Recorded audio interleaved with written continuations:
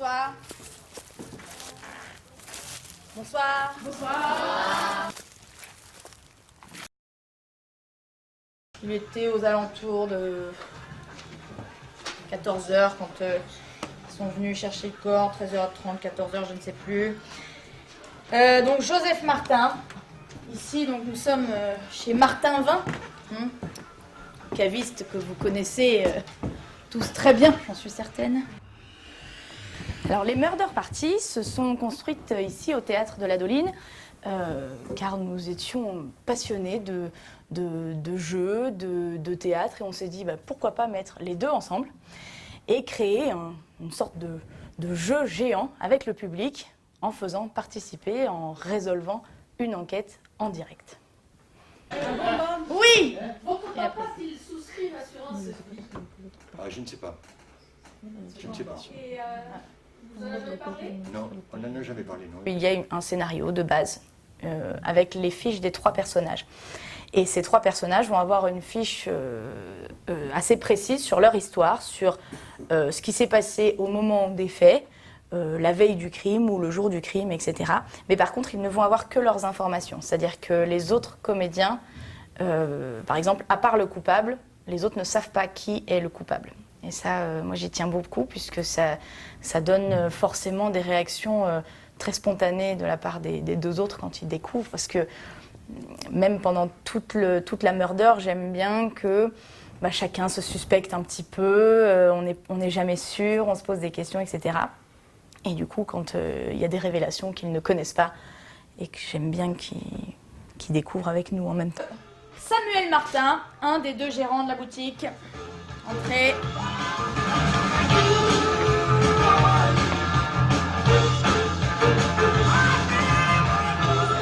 Bonsoir. Vous pouvez vous asseoir. J'appelle ensuite le frère de monsieur Samuel Martin, monsieur Félix Martin, 2e gérant de cette boutique. Entrez, je vous en prie.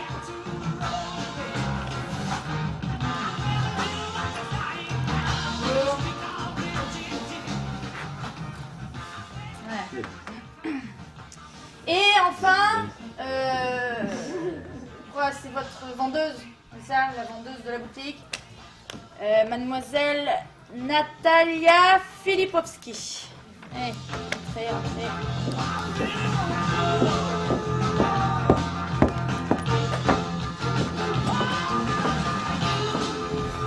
La création d'un scénario, en fait, ça peut prendre...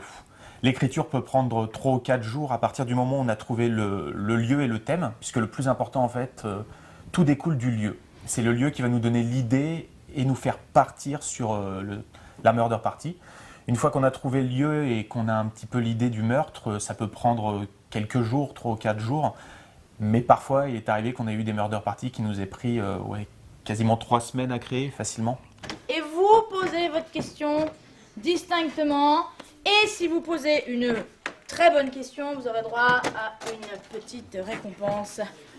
Alors, attention, c'est parti. Au fond, tout à gauche. Ce qui est enrichissant dans cette expérience, c'est que effectivement, on découvre. On peaufine chaque murder après une murder. C'est-à-dire que les toutes premières murder parties qu'on a faites, on s'est laissé surprendre par beaucoup de questions auxquelles on ne s'attendait pas. Parce que les gens, ils ont ils ont un champ de réflexion qui est très large et c'est vrai qu'il y a des fois des choses auxquelles on ne s'attendait pas. Et petit à petit, c'est grâce au public qu'on peaufine sur des détails où on se dit non mais là, ils vont pas nous chercher là-dessus. Oui, mais au cas où, on ne sait jamais. Et du coup, on se met à peaufiner des détails inattendus sur lesquels vraiment on est de plus en plus rigoureux. Et ça, c'est vraiment grâce au public. Oui. Surtout qu'en plus, maintenant, c'est notre 2e saison de Murder Party. On a un public assez habituel qui vient au Murder Party et qui devient de plus en plus rigoureux sur les questions et justement sur les scénarios et on a de moins en moins le droit à l'erreur.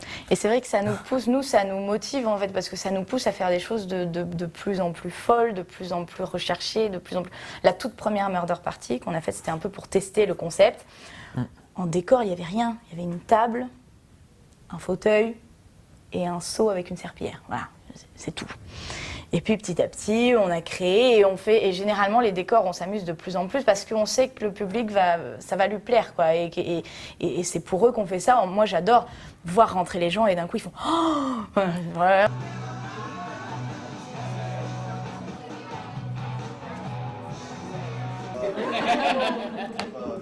J'ai perdu mon père. Voilà. Je sais pas, on n'en sait rien. Par rapport à l'assurance vie, on a posé une question sur l'assurance vie, on ne sait pas, on n'en sait rien. Je sais pas. D'accord, très bien. Les gars du labo m'ont envoyé l'analyse du verre, de la bouteille, de la seringue trouvée dans la poubelle et de la chemise de Monsieur Félix. Et effectivement, présence de strychnine à haute dose. Eh bien, on vous écoute. Ouais, là. Alors déjà, les deux frères, ils s'entendaient pas. Moi, j'étais payée une misère. Le temps d'une murder party est quand même assez effectivement encadré. C'est-à-dire que moi qui suis en régie, je vais gérer un petit peu le timing pour chaque interrogatoire. Ça se passe en 2 phases d'interrogatoire. Et comme il y a 3 interrogatoires à chaque fois, ça fait 6 en tout. Ça dure environ 10-12 minutes maximum parce que comme on est sur la base d'un spectacle, on ne veut pas que ça dure plus d'1h30, 1h45. Donc c'est vrai que pour le moment, on n'a pas été plus loin. Après, c'est vrai si on réfléchit bien, il n'y a pas vraiment de limite. Ça pourrait même durer 3 heures si on le voulait, mais on veut rester sur le fonctionnement d'un spectacle participatif. Donc on a un spectacle d'1h30, 1h40, avec environ 1h à 1h15 d'interrogation des suspects. Et ensuite, après, il y a le dénouement qui prend du temps, etc. Et un entracte en plus. Et un entracte. Du coup, ça. Pour laisser le temps aux gens de réfléchir. Très bonne question. Effectivement, peut-être que ce m'était destiné. Oui. Peut-être. Effectivement, il y a de temps en temps, les gens posent une bonne question, auquel je félicite effectivement avec un petit bonbon. C'est une petite récompense pour un plus. Déjà, inciter les gens à poser des questions. C'est vrai qu'au début, les gens, ils osent pas trop, etc. Donc là, c'est tout bête, mais ça les incite. Et en plus de ça, effectivement, quand ils entendent « Ah, très bonne question », sous-entendu, notez bien tout le monde, c'est une très bonne remarque. Pour avancer sur la suite, effectivement, ça donne des petites directions. Ce qu'il faut bien préciser, c'est que le public reste assis à sa place, que ce n'est pas des gens qui sont appelés à monter sur scène. Voilà. Tout à fait, tout à fait. Le côté participatif du spectacle, c'est simplement les gens sont assis dans le public, ils ont chacun une feuille d'enquête avec on va analyser les indices ensemble, etc. Mais les gens participent de leur place. Ou pas, d'ailleurs, il y a simplement des gens qui ont envie d'écouter le spectacle. Il y en a pas mal hier qui n'ont pas participé, mais pourtant, si je regarde leur fiche, elle est bien remplie.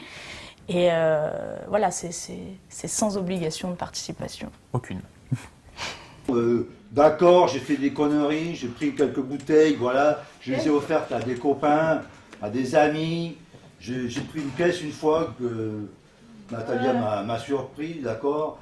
Mais ça s'arrête là. 1500 €, qu'est-ce que c'est 1500 €? C'est même pas mon salaire! C'est un prêt, c'est tout. La part d'improvisation, en fait, on essaye de la réduire au maximum pour les comédiens, de façon à ce qu'ils ne soient pas confrontés à une question qui va complètement les bloquer, en fait, parce que sinon ça va poser problème. Mais c'est vrai que le fonctionnement du théâtre de l'Adeline, de toute façon, c'est le travail de l'improvisation. Donc les comédiens qu'on a chez nous savent improviser quoi qu'il arrive, ils travaillent depuis des années sur l'improvisation. Donc c'est vrai qu'ils ont quand même un bagage pour se lancer là-dessus. Mais après c'est vrai que même si on essaye au mieux de prévoir des questions un peu pièges, ça arrive toujours et là on fait confiance à nos comédiens, tout simplement. Et pour le moment, ils s'en sont toujours très bien sortis. On n'a jamais eu de problème. Après, ça m'arrive d'être là, moi, en tant que commissaire, qui connaît tout le scénario, bien sûr, et tous les personnages. Des fois, je leur souffle un petit truc. Ça arrive, c'est très rare, mais de temps en temps, je leur souffle. Parce qu'il y a des fois où il y a des choses qu'ils peuvent dire dès le début, et il y a des choses, des fois, que je préfère qu'ils gardent, par exemple, pour la deuxième partie du spectacle, après l'entracte. Et du coup, je leur souffle un tout petit... Et du coup, ils savent que, bon, ok, je dois un peu mentir là-dessus, sans trop, voilà. Et sinon, je leur fais un petit... Et hop, là, ils savent qu'ils peuvent tout déballer. Enfin, voilà, donc il y a des petits codes aussi entre nous, mais c'est très, très rare. C'est vrai que généralement, je leur fais entièrement confiance. Mais voilà, c'est vrai qu'on travaille beaucoup sur l'improvisation au Théâtre de l'Adeline, toute l'année en atelier, etc. C'est un peu notre base de fondation. J'ai sorti ça m'a plu. Ça faisait costaud, solide.